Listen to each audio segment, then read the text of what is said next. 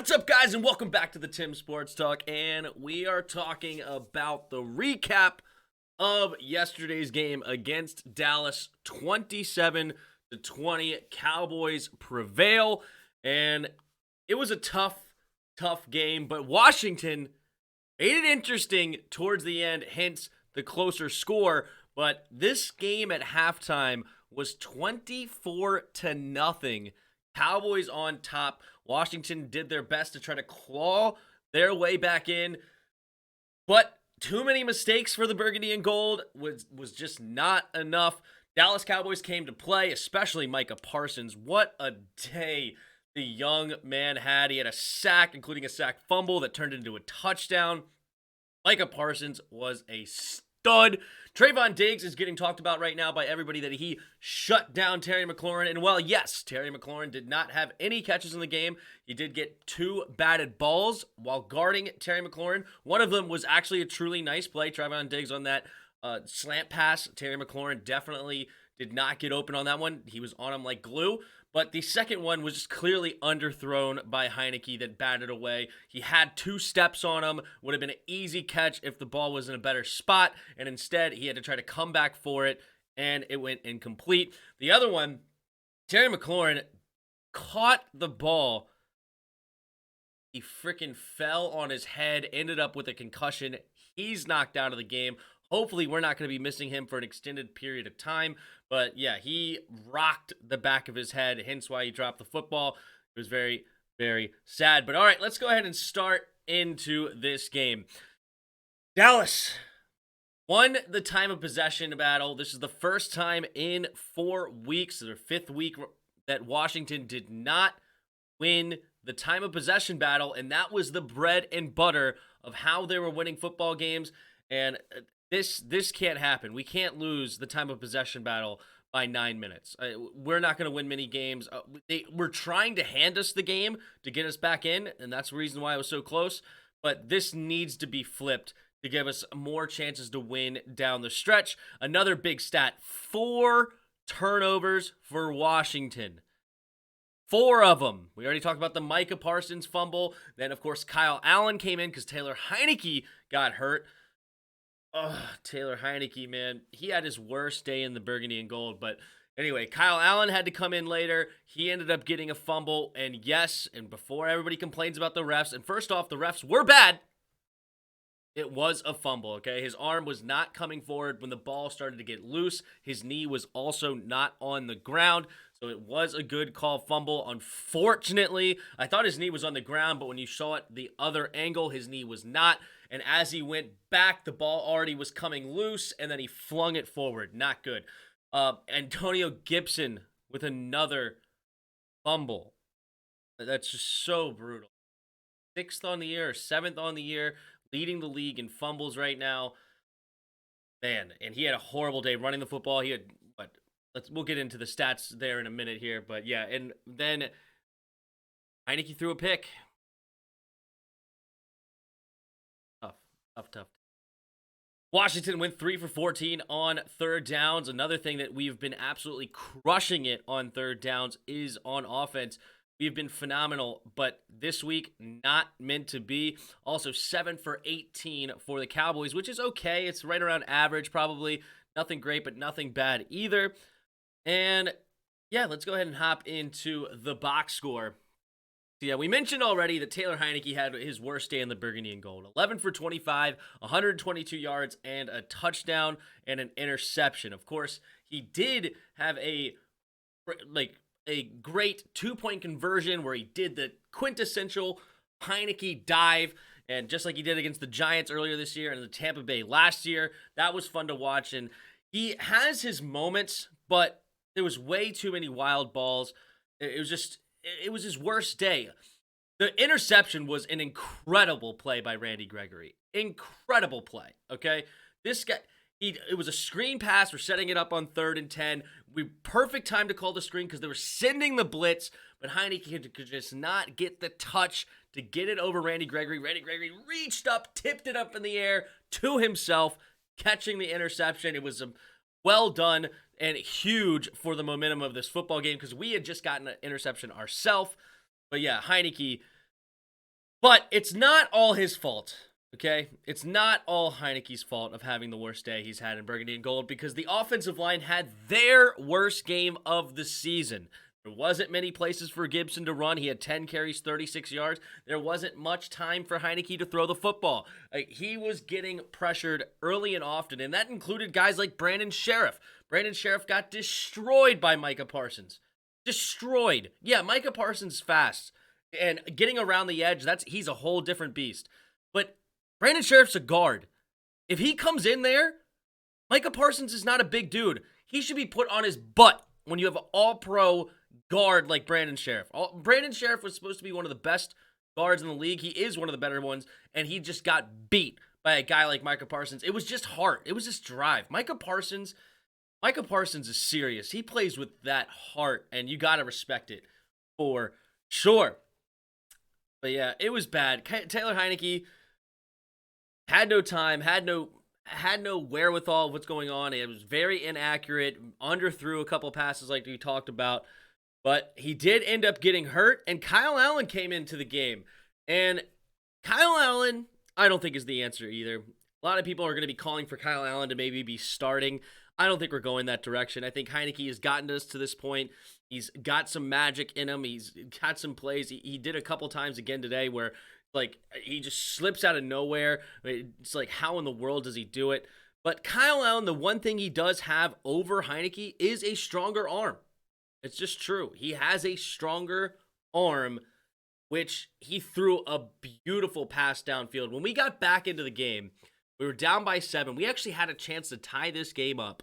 Being down 24-0 at a half, we had a chance to tie it up with under 3 minutes to go with the ball, and Kyle Allen threw an absolute dot to DeAndre Carter. I mean, right on the money, right in the breadbasket, and Carter just dropped it. And of course, right after that, it was the Kyle Allen trying to get rid of it instead of taking a sack, which was the right thing to do, but it ended up being a fumble because he lost it, like we talked about. So Kyle Allen, he had some moments. He had an 11-yard carry.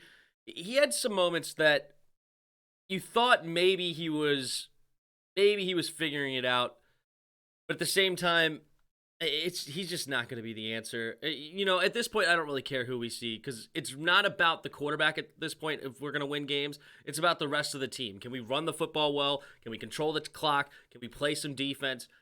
Quarterback just needs us to not lose the game, and 3 turnovers from our quarterbacks is going to lose the game.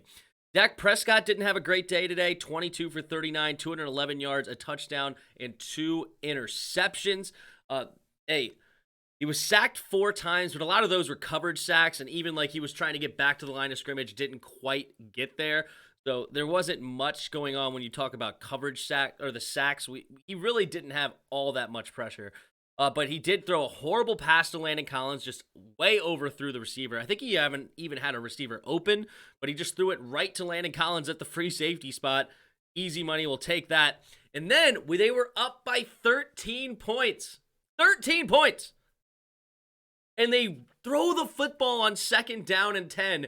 And again, he had a man if he threw it right away. He waited a little bit too long, and Cole Holcomb ends up just finding the right place at the right time. Pick 6 from Cole Holcomb. Dude, I was seeing stars when that happened. I was just elated. We were joking on this channel, on this stream, where I was just trying to make light of the situation and talk about how Kyle Allen's the greatest quarterback of all time. You can go back and watch it if you want. I think a lot of people thought I was serious, but of course I was being sarcastic. And all of a sudden, we're back in this game, and I'm like, Kyle Allen's the great. Oh, it was so much fun. You should go watch. But Cole Holcomb made a huge play, and then all of a sudden, we're right back in this football game, and then we give it back to them. I mean, they only scored off the 1 turnover. That was the Gibson fumble in the second half. As I said, it was 24-0 at half. They only scored 3 more points, and that came off an Antonio Gibson fumbling it again. He caught it, turned upfield, and he just got it punched out. He has 2 hands on the football, and he still fumbled it. Gibby, you have 2 hands on the football, and you still fumble it. Like, he has so much potential. He's 6 foot, like 6'1" or so. Actually, he might be even 6'2". He's over 6 foot, 220, 225 pounds. can run a sub 4.4. The guy has all the physical attributes. And you think sometimes he's trying to figure it out as far as, like, putting his head down to the nose, right? It's following his blocks. But fumbles, dude. You cannot cough the ball up. And this is several times. And that one was huge. I mean, in a game where if we didn't miss the PAT from Brian Johnson, who pulled it, Chris blew it, didn't even kick it over the freaking line again. He got blocked at the line. But if that's not happening, we're only down by 3 with the football with under 3 minutes to go. And now we're not feeling so much pressure to score a touchdown. Maybe we call some different plays. Who knows? This could be a tie ball game, 24-24, going into overtime. And, just so many ifs in this game. So many ifs. And Dallas just did enough to win. I mean, you can see here, Zeke Elliott, 12 carries, 45 yards. Corey Clement, 13 carries, 44 yards. As a team, they nearly averaged 4 yards a carry. CeeDee Lamb, 7 catches, 61 yards. They even used him at running back for a couple of plays, and it looked actually pretty good. He hit him on the toss, and both times he got decent gains. I think it was 5 yards and 10 yards, which he was seeming to follow his blocks. He actually was looking pretty good on those runs. But yeah, Amari Cooper had 5 catches, 51 yards, and a touchdown. It was just a solid day, I would say, for the Cowboys. Just solid all around. Yeah, look at where's Micah Parsons. Micah Parsons only had 3 tackles, but 2 sacks and a tackle for loss, including the sack fumble. As I've already said, this will be the 3rd time this video. That kid's the real deal. Let's put it that way. And unlike our dude, Jamin Davis, not the real deal at all. Cole Holcomb was our leading tackler. Jonathan Allen ended up with a sack on the day and a tackle for loss, including also 7 tackles, so he was solid. Deron Payne, 6 tackles, a sack, and a tackle for loss. So a little bit going on. Landon Collins, 2 sacks also, another tackle for loss, and he had the pick. I mean, he had a good day also, but just wasn't enough. I think the defense overall played okay, especially in the second half. Clearly, you could say that the Cowboys took their foot off the gas, but at the same time, they tried to throw it on 2nd 10 even with a 13-point lead. So they didn't take it off the gas too much, and we ended up getting a pick 6. So they got us 2 turnovers, which was more than we've had in the last several weeks. But you can't overcome 4 turnovers, man. Can't. Not with this team. We're not good enough to overcome 4 turnovers unless we're getting 5, 4 turnovers is way too much. I talk about it every single week. We're a slow ball control team. We cannot afford turnovers, especially on our side of the field. And let alone did we get a turnover, we had a sack fumble. That's the difference in the game, is a sack fumble. Literally, like I talk about all week, the difference in the game is a turnover. We had 4 of them, but one of them caused literally 7 points. Tough day. Tough day. Am I missing anything? Let's take a look here at my notes. Sure. I got through everything I wanted to. Oh my gosh, Kendall Fuller, dude. Kendall Fuller on the opening drive, I believe it was, when they drove down and scored 3 points on the opening drive, dropped another interception. Jarris was talking about this on the live stream. He should have like 8-9 picks this year. He's had way too many dropped interceptions, and of course, he did it again. Because it was just a terrible throw from Dak Prescott. I think he was even trying to throw it to the slot receiver, and he ended up throwing it way too wide, and then Kendall Fuller had an opportunity of it, and of course, he didn't get it at all. That stunk. We went for it on 4th and 3. That was the fumble for 6. That was an interesting decision. I don't hate the decision, but it ended up being huge in this game, as we just talked about. But yeah, 4th and 3, taking a sack. You can't take a sack on a 4th and 3, Heineke. You got to get rid of the football. Somebody's got to be open, or give him a chance. I mean, this idea of just holding onto the football, and ended up getting sacked by like 2 guys. You got to make a move. Got to make quick decisions on 4th and 3. Let's see here. Anything else that I wanted to see? Shot ourselves in the foot with the penalties. I did briefly touch on this, and there was definitely some calls that left your head scratching, okay? So I understand there's some Redskins fans or Washington fans that are going to be really upset with the ref. But the major ones seemed fine. And like of course you had the fumble that we talked about. I'm trying to remember the other penalties, but there was definitely a couple that I'm just like, you threw that? Really? Another one that a lot of people are confused on, and I know somebody came in the chat after, and I thought it for immediate as well. Remember the illegal formation call, and where they looked like they fumbled it? He kind of did a shuttle pass, and it hit the ground, and we jumped on it. We thought we got the ball back, but then they said illegal formation. But the thing is that was never a fumble. It doesn't matter if there was no penalty on the play. It was a shuttle pass. It was a forward pass. A forward pass cannot be called a fumble. So nobody ever fumbled the ball. We never would have gotten the ball. So if you were confused on that, that was one of the reasons why that we didn't get the ball in that situation, because it was an incomplete pass. So don't think we got cheated on that play either. So yeah, we talked about the Terry McLaurin getting shut down, but we had the last laugh on that one, didn't we? Cam Sims, well, I guess they had the last laugh because they won the game. But at least Cam Sims got that nice moss down in the end zone. That was hype when he got that touchdown. Man, 6'5" frame, 230 pounds or whatever he is. Just absolutely going over top the best corner of the league in a lot of people's minds. Trayvon Diggs, making him look silly. That was a lot of fun to watch for sure. But yep, that's what I got. And I wanted to end this video with talking about the playoff picture. So we come back here. We were in the 6th seed last week, and now we currently sit in the 7th seed with San Francisco winning their game. They move up to the 6th seed now at 7-6. Now we are tied with 4 other teams. Minnesota's at 6-7, Philadelphia's at 6-7, Atlanta 6-7, and the Saints all sitting at 6-7. We have the lead because of the conference record, 5-3, best win percentage in conference games. And we have, because there's some head-to-heads and some weird stuff, but they eliminated the Saints because they lost to the Falcons or something along those lines, and then they go into the next tiebreaker, so it gets confusing after that. But anyway, then you have the Carolina Panthers, the Seattle Seahawks, also sitting at 5-8. The Bears lost today. That's good news for us, because then they're just not somebody else that we need to worry about.